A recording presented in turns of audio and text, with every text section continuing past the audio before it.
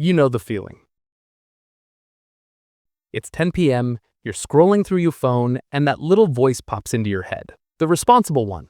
It says, you should really set out your gym clothes for tomorrow. And a cold dread immediately washes over you. Your brain instantly generates a feature-length film of all the reasons why that's a terrible idea. The awkwardness of the locker room, the judgment from super fit people, the soreness, the effort. So you start negotiating. Okay, brain, you're right. It's a lot. How about this? We'll just think about it tomorrow morning. We'll see how we feel. And your brain goes, deal. You feel this incredible wave of relief, as if you just dodged a bullet. You've successfully protected your comfort. But then, a few minutes later, a second feeling creeps in. That quiet, hollow shame. The sinking realization that you just let a slightly more difficult version of your future self handle a problem that you were too weak to handle now.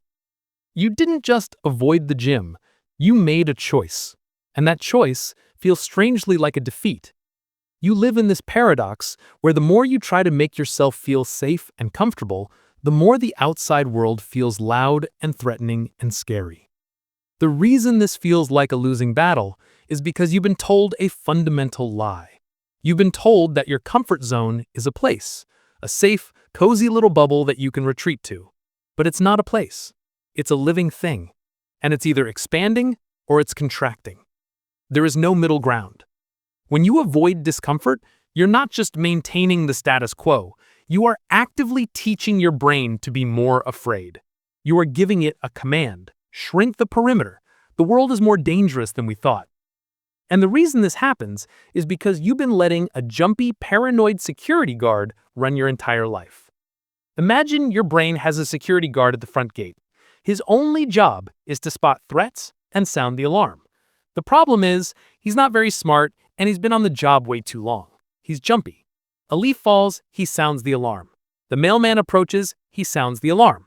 Every time you choose comfort over challenge, every time you decide not to make that phone call, not to speak up in that meeting, not to go to the gym, you are patting that guard on the head and saying, "Good job.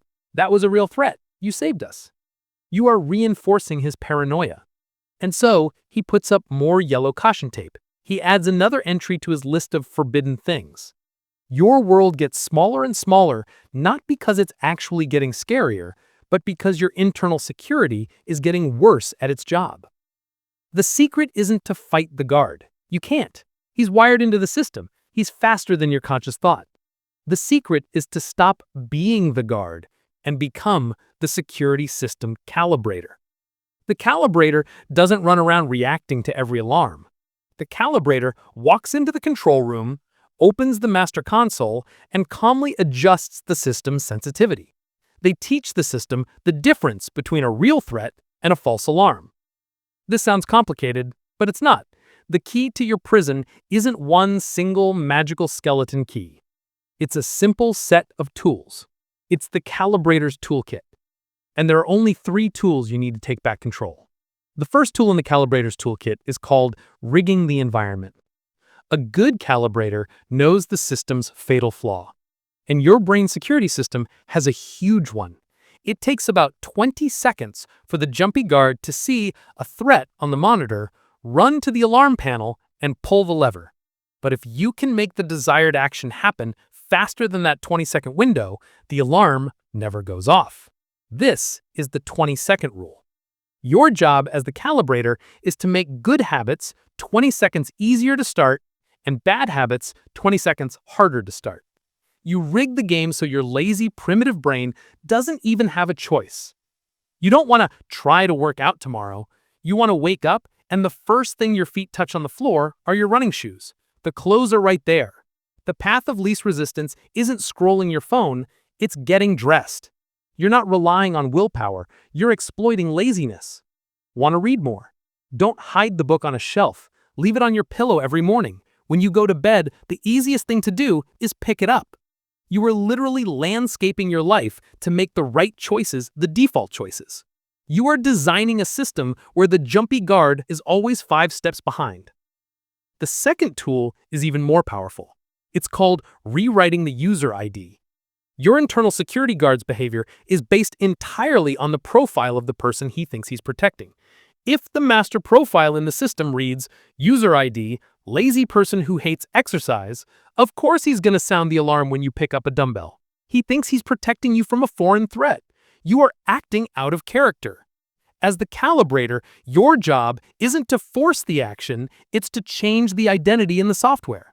Stop focusing on the goal, I want to lose weight. That's an outcome. Instead, focus on the identity. I am the kind of person who moves their body every day. And then ask yourself one simple question throughout the day. What would a person like that do right now? They probably wouldn't take the elevator, they'd take the stairs. They probably wouldn't order the greasy takeout, they'd cook a simple meal. Each tiny action that aligns with that new identity is a vote. Taking the stairs is one vote, doing 5 push-ups is another vote, choosing water over soda is another vote. These actions seem insignificant on their own, but they are not. You are feeding new data into the system. You are slowly, deliberately overwriting the old user profile. Eventually, when you go to the gym, the security guard just waves you through. He checks the profile, it says, user ID, healthy person, and he thinks, yep, looks right to me, carry on.